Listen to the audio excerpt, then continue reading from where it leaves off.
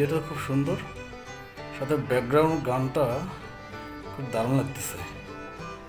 যাই, এটা ডাউনলোড করে ফেসবুক স্টোরিতে আপলোড দিতে হবে।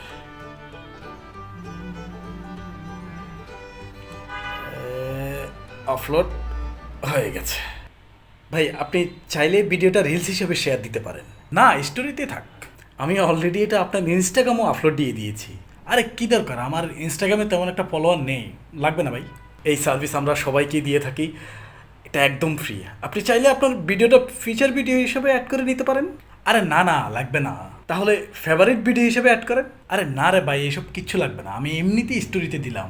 সরি স্যার, আপনার ভিডিওটা 50টা টেরিটরিতে মিউট করে দেওয়া হলো। আরে কি বলেন এসব?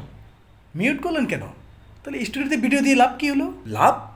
অন্যের কন্টেন্ট আপলোড দিয়ে ব্যবসায়িক চিন্তাধারা, কপিরাইট ক্লেম।